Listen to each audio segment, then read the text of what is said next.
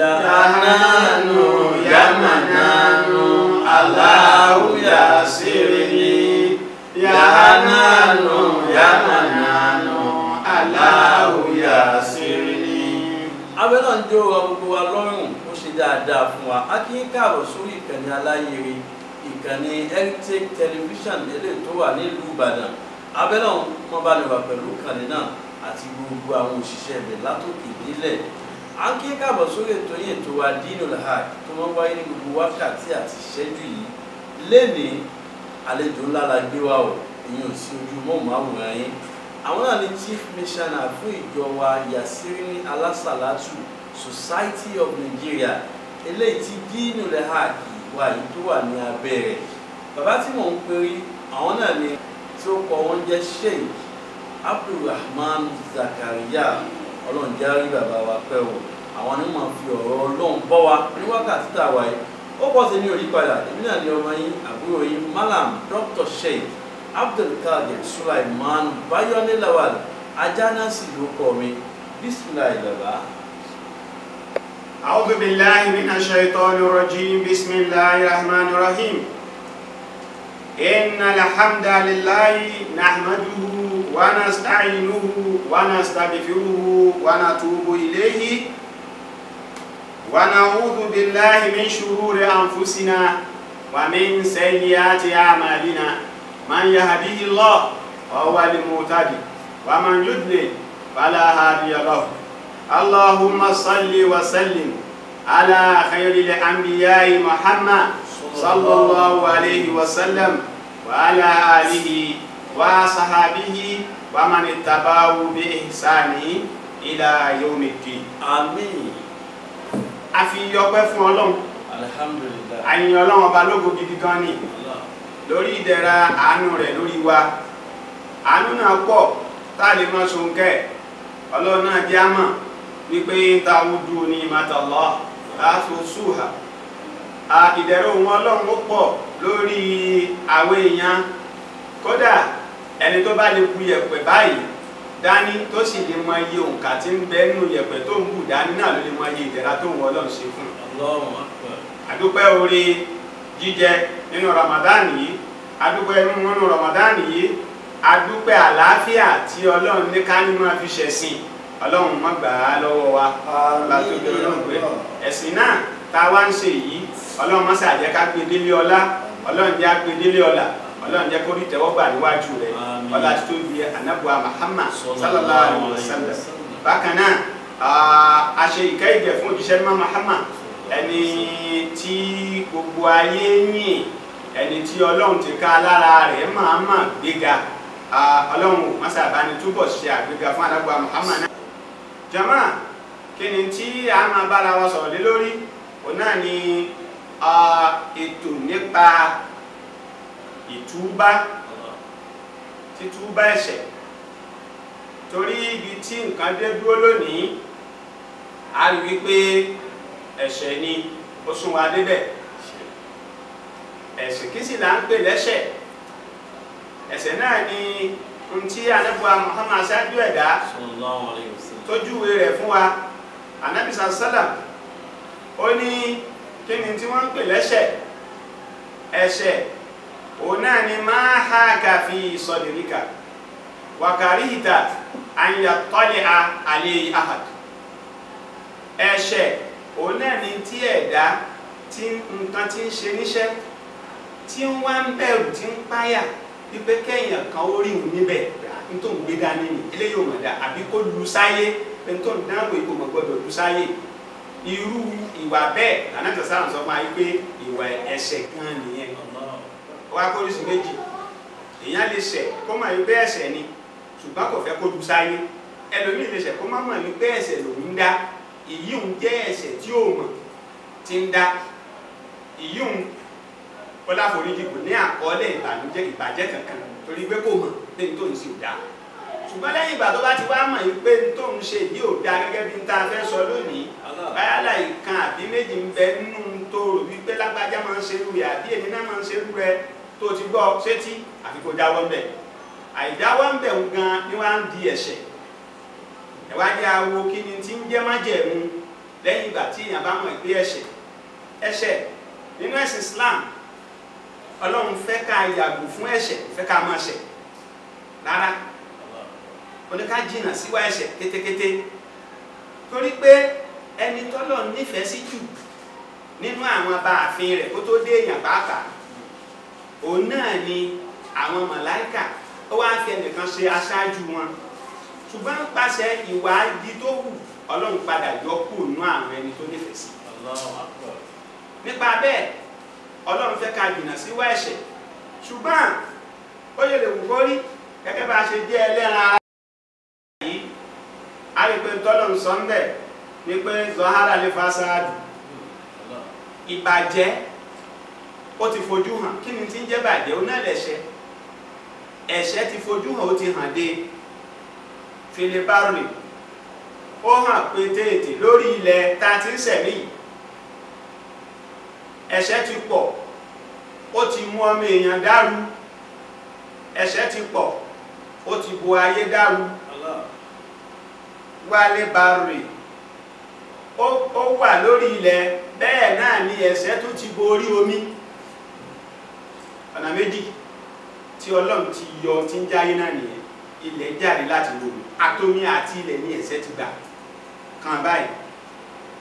Ẹ wo bí ẹ̀ṣẹ̀ ti pọ̀ lọ jàrá tí àwọn èèyàn òkú láàṣẹ Ọlọ́run ọba mọ́, táwọn èèyàn bẹ̀rù Ọlọ́run ọba mọ́, tí ẹ̀jẹ̀ ọmọ èèyàn kò jọ ọmọ èèyàn lójú láti dàálẹ̀ mọ́, ìjẹ owó ọmọlàkejì kò jọ ẹnìkankan lójúmọ́. Ìyàwó aya wọn a máa dára wọn, wọn a ṣàbúrú síra wọn, wọn a hanra wọn lé mọ̀. Bàbá àtọmọ inú ẹbí kan náà wọn a hanra wọn tẹ́mọ̀ wò bá ṣé ẹbí kan náà sì lẹ́gbàá wọlé. Ọlọ́run ti jẹ́ àmọ́ wípé ẹ̀ṣẹ̀ yìí ó ti jáde, ó ti fojú hàn ayé lórí ilẹ̀ àti lórí omi. Kò wá sí ibi tó ti jáde bí máa kásábátì àìdí nọ́ọ̀sì. Tí ọwọ́ mi èèyàn ń ṣe níṣẹ́ náà ni o. Òun náà là ń pè lẹ́ṣẹ̀ o. Ẹ jẹ́ ká wo ara ẹwọ́n tọ́mi èèyàn ti ń dánwò bí máa kásábátì àìdí nọ́ọ̀sì. Ẹ̀ṣẹ̀ tọ́mi èèyàn ń ṣẹ̀ tí ń fi ọwọ́ ara rẹ̀ fa. Ẹ wo bí tá a dé, ẹ wo tí ń ṣẹlẹ̀ sí wa lóde òní. Ẹ wo tí ń bá wa jà lọ́wọ́lọ́wọ́. Ẹ wo àìlera tí ń ṣẹlẹ̀ lórí ilẹ̀ ayé lónìí. Ọlọ́run ní kò síbi tó ti jáde wá bí máa kásábátì àìdí nọ́ọ̀sì. Ntọ́mi èèyàn fọwọ́ ara rẹ̀ fa ni o. Ìyùdíkọ̀hún bàádọ̀lẹ́bí àmìlú. Ọlọ́run ní wá máa mọ̀ ju tí ń bá yín fínra yẹn tẹ́pẹ̀ ní COVID-19. Àwọn nǹkan náà ti ṣáájú tọ́lọ́run rò pé bóyá ẹ̀jẹ̀ túbá àtẹ̀wá túbá Ọlọ́run á tún mú mi náà wá wípé ẹ̀kan tọ́wò ìyùdíkọ̀. Ọlọ́run ní kò ń lè fi tọ́ àwọn èèyàn àwọn ẹ̀dá lẹ́nu wo bí máa àmìlú nípa tí wọ́n ń ṣe níṣẹ́ yẹn. Ọlọ́run ní díẹ̀ ní o, díẹ̀ ló mú wáyé pé kó ń kàn fi díẹ̀ tọ́ yín lẹ́nu wò lórí nǹkan tó já sí pé ẹ̀ ń ṣe níṣẹ́. Láàlá ohun yẹri jẹ́ owó bóyá èèyàn á jẹ́ tètè ronú pìwàdà, á tètè ronú àpadà kò níbi ìwà ẹ̀ṣẹ̀ tí ń ṣe. Ẹ kò sí kí ojúmọ́ kan mọ́ ká má gbọ́ àwọn nǹkan àṣẹ àkọ́hà àgbàyanu oríṣiríṣi àwọn ètò tí ẹni bẹ lórí àwọn ẹ̀rọ asọ̀rọ̀mágbèsí wa social media. Apè kan ní ó gbẹnu tán oríṣiríṣi bẹ́ẹ̀. Wọ́n ṣe kan wá ní àwọn tí ń fi àwọn ẹ̀jẹ̀ wá ètùtù ọlà oríṣiríṣi bẹ́ẹ̀. Ọlọ́run ní ẹ wo bí ẹ̀ṣẹ̀ ti wá fọ́n ká tó wá hàn pé tètè lórí ilẹ̀. Ọlọ́run ní kò sí tó ń fi mú wa kẹ́yìn náà ní bá àtọ́ díẹ̀ kékeré ni o ló mú wáyé. Ọlọ́run wá dé àmọ́ àwa ẹgbà tí nǹkan yẹn wá dé tó dé sí wa àwa bẹ̀rẹ̀ sí ní pariwo, àwa ń kígbe, àwa ń bú ìgbàgbá ìgbà yìí wá burú àríwú eléyìí o. Wọ́n ní ká má kírun, wọ́n ní ká má lọ ilé ìjọsìn, wọ́n ní ká má dúró tira wa, eléyìí ò ṣẹlẹ̀ rí. Àwa bẹ̀rẹ̀ sí ní búgbà. Bàbá Sheikh Imam Shafi ó wá jẹ́ àmà wípé nùríbù zamanana wà lè àìbù fìna wà má lè zamanina àìbù síwána nùhìbù zamanana à ń bú ìgbà wa nùhìbù zamanana à ń bú ìgbà tá a wà ń bẹ̀ wàlá àìbù fìlà bẹ́ẹ̀ sì ni ara wa àwa tá à ń bú ìgbà ara wa ni láì fi wà wà máa lí zamanina àìbù sí wa náà kò sí nǹkan kan lára àgbà bí ìbá ṣe pé àwa tá a wà nù ìgbà nìkan bẹ lára wa ẹni àṣọrò òjò ń bi ti yan ọmọ ni ṣé ilẹ̀ òṣù lásìkò tó yẹ kó súnmọ́ ni ṣé àwọn àsìkò àwọn ìgbà àwọn ìgbà àwọn wẹ́dà wa ṣé kò wá ní àsìkò tó yẹ kó wá ni àkókò òjò ń wá lásìkò òjò àkókò ẹ̀rùn ń wá lásìkò ẹ̀rùn òṣùpá ń yọ lákòókò tó yẹ kó yọ òòrùn ń yọ lásìkò tó yẹ kó yọ kí wọ́n afẹ́fẹ́ sì ń fẹ́ àwọn àǹtí nǹkan bọlẹ̀ ó ń hù kí wọ́n la sọ yí pé ó ń ṣẹlẹ̀ sínú ìgbà máa lè àìbù ìgbà kò ní láì fi kankan sí wà ní àyàfi àwátà ń dẹnu ìgbà. Bàbá wa Ìmáàmù Ṣáfì wọ́n tún tẹ̀síwájú wọ́n ní wà náà jú lázàmá nábìgà ìrìdàmbé wà láwùnú tí kọ́ zàmánù lánàá hajjana wà náà jú zàzàmá à ń bú ọba tó dá ìgbà à ń bú ọba tó nígbà bìgà ìrìdàmbé láì dá sí pé ó fi nǹkan kankan dùn wá ń gbà kan rí Ọlọ́run ní kílẹ̀ o máa pọ́n tá ń jẹ ní gbogbo ìgbà ẹ̀wù àtijọ́ tí wọ́n ti ń pa màálù kò tán rí ẹ̀wù àti àwọn tí ń jẹ ògúnfe kò tán rí àwọn tí ń jẹ ẹja ẹlòmíì asa ẹja oríṣi ẹja kan lẹ́sà kò tán rí ní odò Ọlọ́run ní kí gbogbo wọn jáde Ọlọ́run ní kí ilẹ̀ ó máa pọ̀ nǹkan tá à máa jẹ fún wa lóríṣiríṣi tí adùn rẹ̀ ò yàtọ̀ síra wọn kí wọ́n la sọ wípé ọba tó dàgbà kí ló ṣe nùhìbù zamanana wàlẹ̀ àìbù fìnà wàmàlì zamanina àìbù síwáná wànájú zaman à ń bú ẹni tó nígbà bí gẹ́rì zambi láì sí ẹ̀ṣẹ̀ kankan. ìgbà tọ́lọ́run tó wá ṣe léyìí fún wa tí Ọlọ́run ọba àlékè ọlá tó dá wa tó mú àdéhùn ti ẹ̀ṣẹ̀ lórí wa torí wípé òun ló dá wa òun ló ní wa òun ló ń rè wá ó ti mọ̀ wípé gbogbo ń tá a jẹ tá a mu òun ló ń láti pèsè ẹ̀ fún wa tó sì ń pèsè ẹ̀ fún wa ní gbogbo ọ̀nà ní gbogbo ààyè àti ní gbogbo ibikíbi ẹ wá mọ̀ wípé wàhálà ọ̀nù tí kò zàmánù lánàá hajjana Imam Shafi wọ́n ní ẹ mọ̀ wípé ìgbà tá à ń bú ìgàn wípé gbà ní ò dáa tí a bá fún ìgbà gan lọ́rọ̀ sọ pé gbọ́ ìwọ ọ̀gbà kí a ló ṣe kí ló ṣe ọ́ ó wá kọ́mẹ̀ntì ìwọ náà wá sọ táwọn èèyàn ń sọ kí wọ́n lò dáa wọ́n ní tọ́lọ́ ń bá fún ìgbà lọ́rọ̀ sọ ni lànà àwọn èèyàn gan ni ó mọ̀ búpẹ̀ yìí lẹ̀ dá nínú òun gbà nípasẹ̀ eléyìí Ọlọ́run wá jẹ́ àmọ́ wípé tá a bá wá ṣẹ̀ gẹ́gẹ́ bí ìṣẹ̀dá wa tá a bá ṣẹ̀ Ọlọ́run fẹ́ kéèyàn ó tètè sáré kó lọ túbá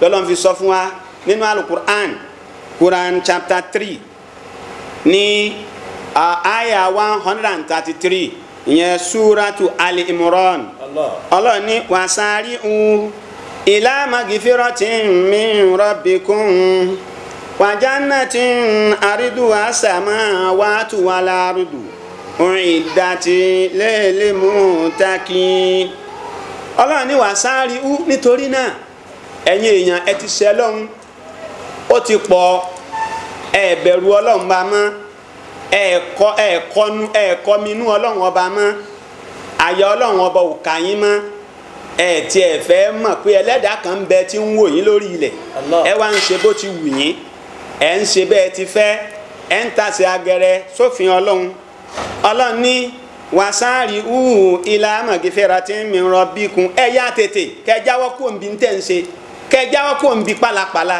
kẹ́ jáwọ́ kó ń bi ìwà àbàjẹ́ kẹ́ jáwọ́ kó ń bi ntọ́lọ́run ọba ò fẹ́ kẹ́ sáré lọ sọ́dọ̀ Ọlọ́run ọba tó dá yín wa jannatin arduha samawati wal ardu kẹ́lẹ́ bá jẹ́ ní èrè ń jẹ́ sí ọgbà àdẹ́ra èyí tí Ọlọ́run ọba tó lòun palẹ́sẹ̀ kalẹ̀ fún yín ọgbà àdẹ́ra wo ni à ń bọ̀ wá sọ ń pẹ̀ tọ́lọ́run ọba lòun palẹ́sẹ̀ kalẹ̀ fún yín tó jẹ́ pé fífẹ̀ rẹ̀ ó fẹ̀ ju ká fi etí sánmà bẹ́ẹ̀ nìkan ò ṣe mọ ibi tó parí sí yẹn àti bẹ́ẹ̀ nìkan ò ṣe mọ ibi tí ilẹ̀ parí sí yẹn ká wá fi etí méjèèjì kanra wọn àlùjánnà Ọlọ́run bá jù bẹ́ẹ̀ lọ. Allahu Akbar. Ọlọ́run ní kélé ìbá lè jẹ́ èrè ń jẹ́ fún yín u'iddati lil muttaqin Ọlọ́run ló ń pè lẹ́sẹ̀ kalẹ̀ fún gbogbo àwọn tó bá bẹ̀rù Ọlọ́run tó bá páyò òun Ọlọ́run ọba ni. Ẹ wá jẹ́ abọ́ síbi ntí ń jẹ́ májẹ̀mú ìtúbá. A ti sọ ntí ń jẹ́ ẹ̀ṣẹ̀ fún wa, a ti sọ pàtó ntí ń jẹ́ ẹ̀ṣẹ̀ fún wa, a ti mọ̀ wípé ẹ̀ṣẹ̀ ọwọ́ wa ló kó wa wọ inú họ́wùhọ́wù tá a wà ń bẹ̀. Wọ́n sì jẹ́ àmọ́ wípé a nílò láti máa búgbà ẹni tó bá ń búgbà Ọlọ́run ọba ní ń bú nítorí pé kò sí ní tó ṣe ìgbà. Ẹ wo ntí ń jẹ́ májẹ̀mú òun náà ni wípé bí n ta gbé kalẹ̀ pé bá a ti fẹ́ kó o ṣe nì tó o bá ṣe bẹ́ẹ̀ ó kan ìyọnu wa ń bẹ̀ tó o bá ṣe bẹ́ẹ̀ à ní gbà lọ́wọ́ ẹ̀ n ti ń jẹ́ májẹ̀mú nìyẹn. Kí wàá ní májẹ̀mú títúbá? Májẹ̀mú títúbá àti ẹ̀ṣẹ̀ tá a tiẹ̀ ń sọ ń pẹ́ Ọlọ́run fi àpèjúwe ànábì Ádámà ẹ̀dá ẹni àkọ́kọ́ tọ́lọ́run bá kọ́kọ́ dá Ọlọ́run bá fi ṣe àpèjúwe fún wa aleyhi salatu wa salam. Ànábì Adam ni ẹ̀dá ni àkọ́kọ́ tọ́lọ́run kọ́ dá ìtàn rẹ̀ lọ jara ṣùgbọ́n ó padà ṣẹ gẹ́gẹ́ bí ìṣẹ̀dá rẹ̀ tọ́lọ́run bá dá ó ṣẹ̀ ṣùgbọ́n ìgbà tó ṣẹ̀ ẹ̀rù bà òun náà padà mọ̀ wípé òun ti tasẹ̀ àgẹ̀rẹ̀ òun ti lu okùn òun ti lu fin Ọlọ́run ó wá bẹ̀rẹ̀ sí ní sunkún ẹ̀rù bà ayé Ọlọ́run ọba kà ó wá ń sunkún Ọlọ́run sọ nínú Al-Qur'ani májẹ̀mú wo ló wá lò tó fi túbá Ọlọ́run ní fatalaqa Ádámù min rabbihi kalimatin fataba alayhi innahu huwa tawwabur rahim. Ọlọ́run nígbà tí Ádámù tẹ́rù bà wípé ó mọ̀ ti ṣẹ̀ lọ́hùn tí àyà rẹ̀ já tó wá wárìrì ó wá bẹ̀rẹ̀ sí ní sunkún sọ́lọ̀ ńlọ́rùn ó wá gba ohùn kan lọ́dọ̀ Ọlọ́run ọba rẹ̀ tó dáa. Ọlọ́run wá wọlá gbólóhùn tí ń wí yẹn tí ń tọ́lọ̀ ń sọ sí lórí ahọ́n pé tó o ti mọ ẹ̀ṣẹ̀ rẹ lẹ́ṣẹ̀. Ọlọ́run wá wọlá rẹ̀ ó sì ṣàforíjì fún ànábì Ádámù aleyhi salatu wa salam torí pé Ọlọ́run fẹ́ràn pé téèyàn bá ṣẹ̀ kó sì túbá.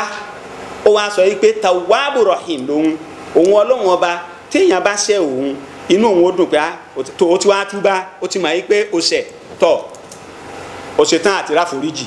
Ọlọ́run wá ṣàforíjì fún ànábì Ádámù aleyhi salatu wa salam. Bákan náà Ọlọ́run tún jẹ́ àmọ́ nínú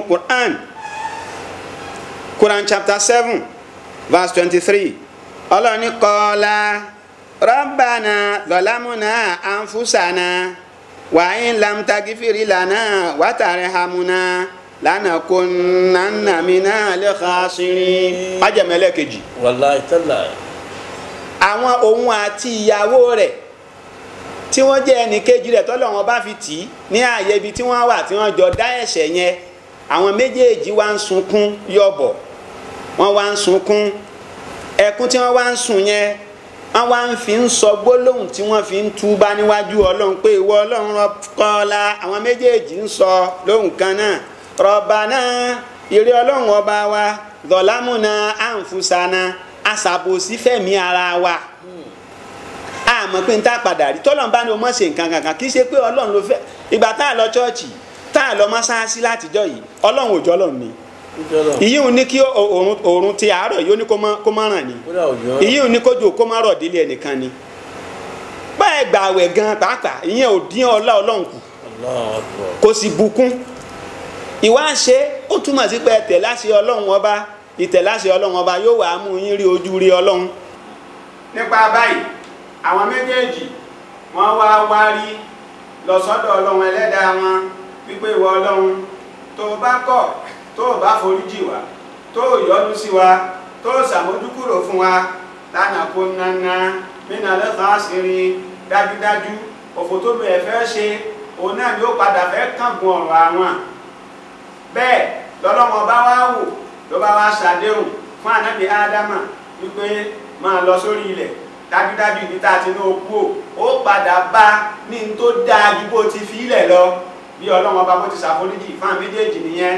Ìyẹn ni wípé irú àforíjì tọkàntọkàn irú ìwà àforíjì lọ́dọ̀ Ọlọ́run tẹ̀mí ti mú tọkàntọkàn kéèyàn ó sì má padà dé ibi tó bá ti ṣàforíjì pé kóun tó ṣe irú ẹ̀ mọ́ kó má kó padà débẹ̀ mọ́ n ti ń jẹ́ májẹ̀mú àforíjì nìyẹn. Kì í ṣe kó wá lọ tọrọ àforíjì kó tún wá tún padà tún lọ ṣe kó tún ní tún sọ pé asàgàfúlà náà ni ìwọ tó tiẹ̀ tí wàá lọ sí hajj o ti lọ du gbogbo àwọn òbítíbitì ẹsẹ̀ kan dànù o wá tún ní nígbò bá tún yá nítorí lọ́ọ̀kan sí tún lọ fi wá àforíjì irú yìí kì í ṣe àforíjì nìyẹn. nípa bẹ́ẹ̀ ọlọ́run wá sọ fún wa nínú Quran chapter 5 verse 39 ìpè faman taba min ba'di zulmihi wa aslaha fa inna Allaha yatubu alayhi inna Allaha ghafurun rahim.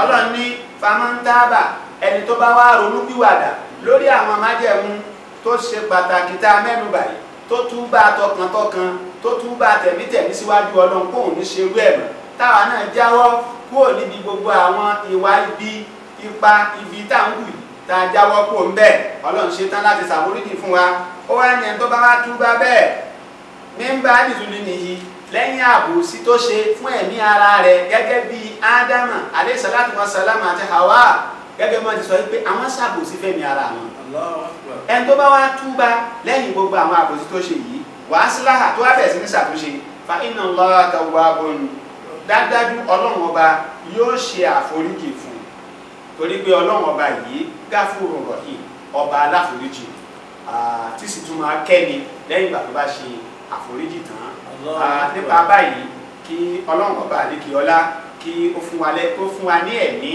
ilé ìmọ̀ túbá ní ti ọkàn tọkàn káàdì bàbá ìyọnu rẹ̀ pàdé láyé ní àti lálẹ́ kìámà.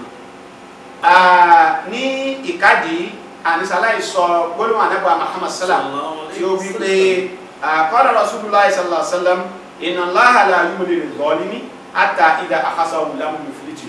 ànábì ní ẹni tó bá wá kọ̀ tó lóhùn ní túbá ń tò tó ní ó ṣàmọ́ ṣe ìfẹ́ inú ọkàn ní ọlọ́run ló ń dẹlẹ́kẹ́ ní o ẹ̀wọ̀n tí a ti ń bá bọ̀ ọlọ́run ló ń dẹ gbogbo ẹ̀ dálẹ́kẹ́ ní tó jásí pé idha akhasahu tó bá gbá ẹni òun báyìí lam yuflithu ẹ̀wọ̀n táwa ń bẹ̀ yìí ọlọ́run jẹ́ ká lè bọ́ ń bẹ̀ yìí wọ́n ní wọn àrógùn kankan tó wà níbàámu tó lè ṣe òwòsàn ntọ́lọ́run dà sáyé torí ọlọ́run ti ànábì sọ ó ní idha akhasahu tí ọlọ́run bá gbá ẹni náà mú tí ń sàbòsí tí ń hùwà tí ń hu pàmò bí yìí lam yuflithu bóyá ní òṣèpọ̀ ń bẹ̀ Ibadallah ẹ̀jẹ̀ àròlókùwàdà ká ronú lọ sọ́dọ̀ ọlọ́run ọba wa ká túbà gbogbo àwọn ẹ̀ṣẹ̀ wa ká lè bá àrí ojú ọlọ́run ọba náà subhana rabbika rabbil izzati amma yasifun wassalamu ala al-mursalin walhamdulillahi rabbil alamin. a dúpẹ́ lọ́dọ̀ ọlọ́run bàbá wa tí a ti ń gbádùn bọ̀ láti ìgbà yìí àwọn náà ni bàbá tó jẹ́ chief missioner fún ìjọ Yasiri Alasalatu Society of Nigeria bàbá wa Abdulrahman